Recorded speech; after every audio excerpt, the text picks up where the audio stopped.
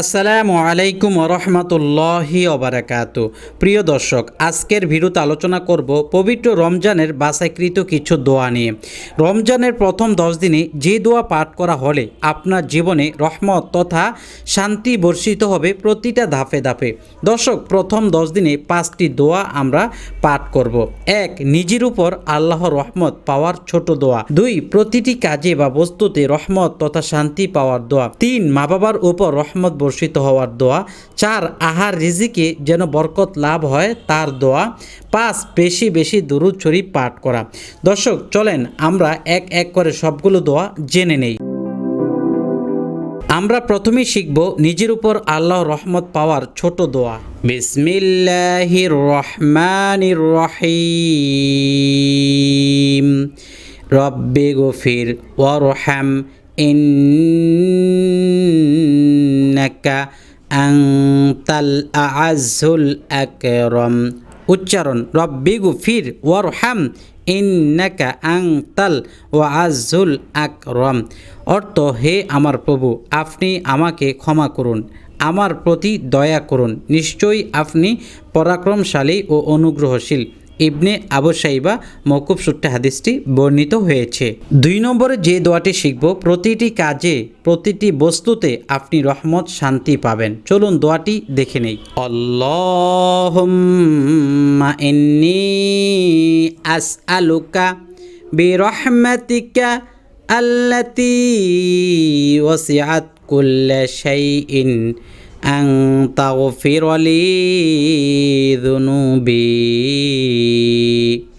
আমার সাথে বলেন, আল্লাহুম্মা ইন্নী আসআলুকা বিরহমাতিকা আল্লাতী ওয়াসিআত কুল্লা শাইইন আন তাগফির লি যুনুবি।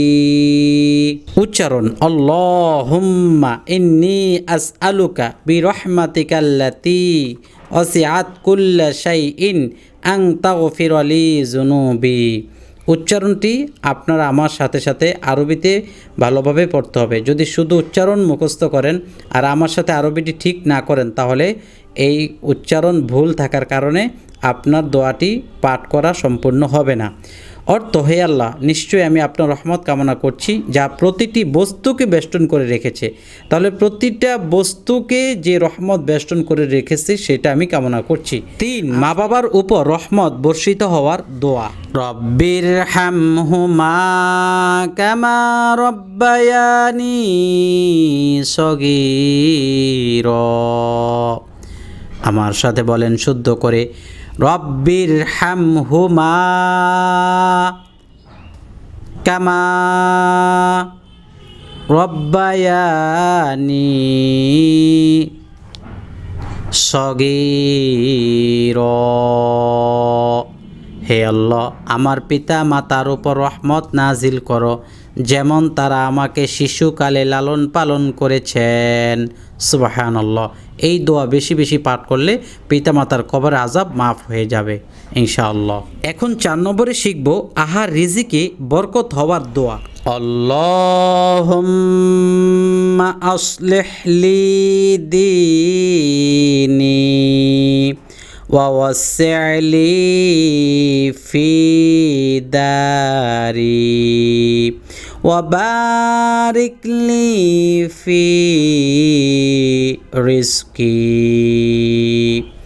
উচ্চারণ: আল্লাহুম্মা আসলিহ লি ফি দীনি ওয়া ওয়াসসি' লি ফি দারি ওয়া বারিক লি ফি রিজকি। সব জায়গায় টান দিয়ে বলতে হবে। অর্থ: হে আল্লাহ, আপনি আমার দিন সংশোধন করে দিন এবং আমার ঘরে প্রশস্ততা দান করুন ও আমার রুজিতে বরকত দান করুন। সুবহানাল্লাহ। 5 নম্বর, বেশি বেশি দরুদ শরীফ পাঠ করা। আল্লাহুম্মা সাল্লি আলা মুহাম্মাদ ওয়া আলা আলি মুহাম্মাদ কামা সাল্লাইতা আলা ইব্রাহিম ওয়া আলা আলি ইব্রাহিম إنك حميد مجيد اللهم بارك على محمد وعلى آل محمد كما باركت على إبراهيم وعلى آل إبراهيم إنك حميد مجيد। উচ্চারণটি ভিডিও স্কিপ করে আপনারা দেখে পড়ে নিতে পারেন। তবে উচ্চারণ দেখে পড়লে অনেক টান মদগুণা ভুল থাকার কারণে উচ্চারণ দেখে দেখে পড়াটা ওলামায়ে কেরাম জায়েজ নয় এই কথাই বলে থাকেন। দর্শক, এটা আপনি কেন রহমতের 10 দিনে পাঠ করবেন? দেখুন, হে আল্লাহ, আপনি মুহাম্মদ সাল্লাল্লাহু আলাইহি ওয়াসাল্লামের পরিবারবর্গের প্রতি রহমত বর্ষণ করুন, যেমন আপনি ইব্রাহিম আলাইহিস সালামের পরিবারবর্গের প্রতি রহমত বর্ষণ করেছিলেন। নিশ্চয়ই আপনি প্রশংসিত মর্যাদার অধিকারী। রহমতের এই 10 দিনে বেশি বেশি দুরূদ শরীফ পাঠ করবেন। নবী করিম সাল্লাল্লাহু আলাইহি ওয়াসাল্লাম বলেছেন, যে ব্যক্তি একবার দুরূদ শরীফ পাঠ করে 10 বার রহমত নাজিল হয়, 10টা গুনাহ মাফ হয়, 10টা নেকি তার আমল নামায় লিখে দেওয়া হয়। সুবহানাল্লাহ। আল্লাহ পাক আমাদেরকে বেশি বেশি দুরূদ শরীফের আমল পাঠ করা তৌফিক দান করুক। সকলে কমেন্টে লিখুন আমিন। এখন আমরা জানব পবিত্র রমজানের দ্বিতীয় দশকে অর্থাৎ মাগফিরাতের 10 দিনে 3টি দোয়া। প্রথমেই জেনে নিব জীবনের ছোট বড় পূর্বের পরের প্রকাশ্য ও গোপনীয় গুনাহ মাফের দোয়া।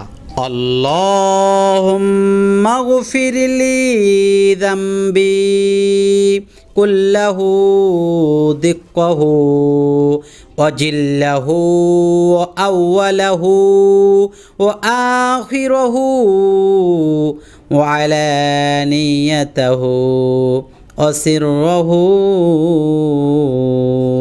উচ্চারণ আল্লাহুম্মা গফিরলি যামবি কুল্লাহু দিক্কাহু ওয়া জিল্লাহু ওয়া আউয়ালাহু ওয়া আখিরাহু ওয়া আলানিয়াতাহু ওয়া সিররাহু। অর্থ, হে আল্লাহ, আপনি আমার ছোট বড় পূর্বের পরের প্রকাশ্যে ও গোপন সব গুনাহ মাফ করে দিন। মুসলিম ও আবু দাউদের বর্ণিত এই দোয়াটি আমরা ইনশাআল্লাহ নিয়মিত পাঠ করব। 2 নম্বর, গুনাহ মাফ করে জান্নাতে যাওয়ার দোয়া। চলুন শিখে নেই। আল্লাহুম্মা গফিরলি ওয়ারহামনি ওয়া আদখিলনিল জান্নাতা।